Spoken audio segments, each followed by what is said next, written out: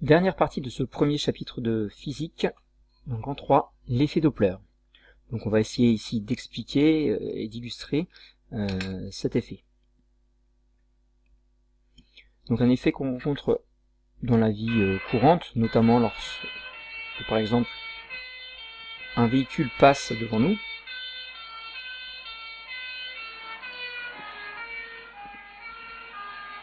Donc l'effet Doppler, c'est cette modification de la fréquence perçue par rapport à la fréquence émise, notamment lorsque le véhicule ici de camion-pompier s'éloigne, on perçoit une fréquence plus grave que lorsqu'il est devant ou lorsqu'il approche, elle est plus aiguë. On peut illustrer cela assez rapidement avec la petite animation qui est ici. On imagine donc une source d'onde sonore qui émet des ondes avec une certaine période. Donc la période perçue est la même si le personnage, ici le récepteur est immobile. Par contre, à partir du moment où le récepteur se déplace, dans cette situation, s'il s'approche, il va donc recevoir les ondes avec une période plus petite, et donc une fréquence plus grande. Donc lorsque le récepteur s'approche de l'émetteur, la période perçue est plus petite, et donc la fréquence plus grande, et donc le son plus aigu. À l'inverse, lorsqu'il s'éloigne, la période reçue est plus grande que la période émise, les sons sont cette fois plus graves. Autre manière de voir les choses, si cette fois l'émetteur se déplace par rapport ici à deux récepteurs, donc c'est un changement de point de vue. On voit ici donc plus distinctement le fait que pour la période perçue, pour le personnage qui voit l'émetteur se rapprocher, la période perçue est plus petite, donc le son plus grave. Pour le récepteur qui voit l'émetteur s'éloigner, la période perçue est plus grande, et donc la fréquence est plus petite, et donc le son plus grave. Donc à retenir, donc on a illustré tout ça dans l'activité ensemble, à retenir, donc petit 2, synthèse.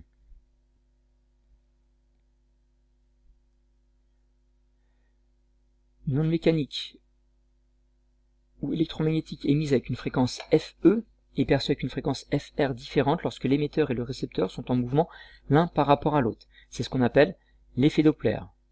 Par exemple, dans le cas où l'émetteur se déplace à la vitesse v dans la direction du récepteur qui lui est immobile, on a cette relation entre la fréquence reçue et la fréquence émise, à savoir que FR égale FE fois C sur C moins V. C étant la vitesse de propagation des ondes, la célérité des ondes, et V la vitesse de déplacement de l'émetteur par rapport au récepteur. Donc cette relation, elle n'est pas à connaître par cœur, il faut par contre savoir la démontrer, et il faudra savoir l'exploiter. Cette relation est donnée dans le cas particulier évoqué au-dessus, dans le cas où l'émetteur se déplace à la vitesse V dans la direction du récepteur. S'il s'éloigne, la relation est un petit peu modifiée. S'il se déplace non pas dans la direction mais dans une autre direction, on aurait une relation un petit peu plus complexe. Donc cette relation, il faut savoir l'exploiter, et il faut savoir la démontrer. Vous pouvez cliquer sur pause, le temps de noter tout ça, et puis on passe à la démonstration.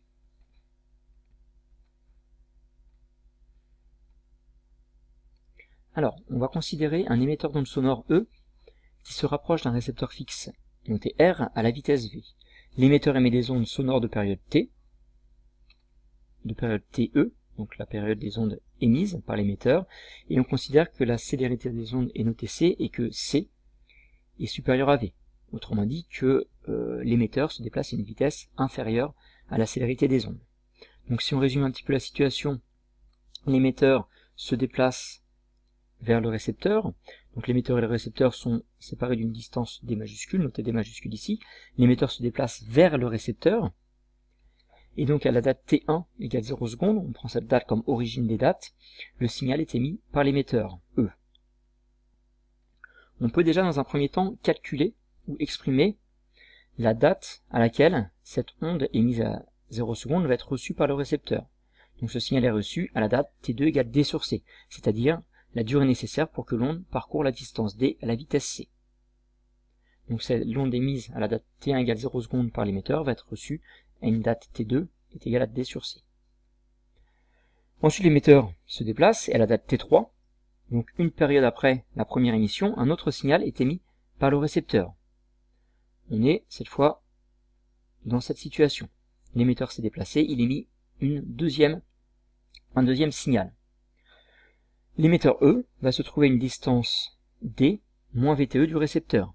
C'est-à-dire qu'en fait, pendant cette période, cette durée TE, il a parcouru la distance V fois TE, et donc il se retrouve à la distance D moins VTE du récepteur. Et enfin, on peut déterminer la date T4 à laquelle ce second signal va être reçu. Donc, ce second signal va être reçu par le récepteur à une date T4 qui est égale à TE, la date à laquelle il a été émise, plus la durée nécessaire pour que le signal parcourt la distance D-VTE à la vitesse C. Donc, le signal est émis à la date TE, puis il va se déplacer jusqu'au récepteur. Il faut donc qu'il parcourt la distance D-VTE à la vitesse de propagation de l'onde C. Donc, signal reçu à la date T4 égale à TE plus D-VTE. Finalement, les signaux émis avec une période TE sont reçus avec une période qui est différente de la période d'émission. Donc ils ont été émis à la date T égale 0, TE c'est T égale 0 secondes, puis T2 égale D sur C. Et ils vont être reçus avec une période TR égale à T4 moins T2, qu'on peut donc exprimer pour trouver finalement TR égale TE facteur de 1 moins V sur C. La période des signaux reçus est égale à la période des signaux émis, facteur de 1 moins V sur C. On peut aussi exprimer cette relation en fonction des fréquences. FR égale 1 sur TR, FE égale 1 sur TE. Donc je vous laisse le faire au brouillon. On trouve donc une fréquence FR égale à FE, facteur de C sur C moins V. On retrouve la relation que je vous avais donnée au-dessus. Donc il faut savoir faire cette démonstration et la faire pour n'importe quelle des situations, dans le cas où l'émetteur se rapproche ou dans le cas où l'émetteur s'éloigne. Donc la différence viendra en fait au niveau de signe ici. Si l'émetteur s'éloigne, on aura ici un plus en fait. Et donc une expression finale un petit peu différente, au lieu d'avoir C sur C moins V, on aura C sur C plus V. Je vous laisse noter tout ça, on l'a déjà fait d'ailleurs dans l'activité de début de ce grand 3. Donc enfin, si on a raisonné ici un petit peu sur l'effet Doppler pour les ondes mécaniques, ici dans le cas des ondes sonores, il faut savoir que l'effet Doppler existe aussi pour les ondes électromagnétiques. On parle dans ce cas particulier d'effet Doppler-Fizeau. Et ça va avoir des intérêts notamment en astronomie, mais également par exemple pour l'effet qu'on utilise pour les radars routiers, avec les ondes électromagnétiques. Si une étoile s'approche ou s'éloigne de la Terre, on observe un décalage des fréquences, et donc des longueurs d'onde, des raies d'absorption.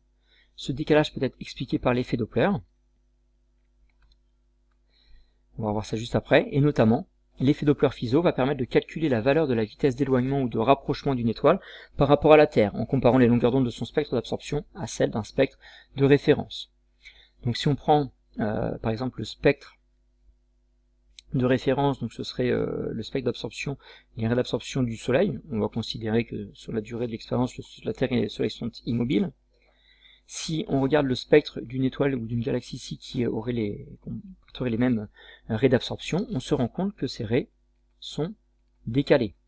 Ce décalage, en fréquence ou en longueur d'onde, est caractéristique du déplacement de la galaxie ou de l'étoile lointaine par rapport à nous. On parle ici de décalage vers le rouge. Dans cet exemple, c'est caractéristique de l'éloignement de la galaxie par rapport à nous.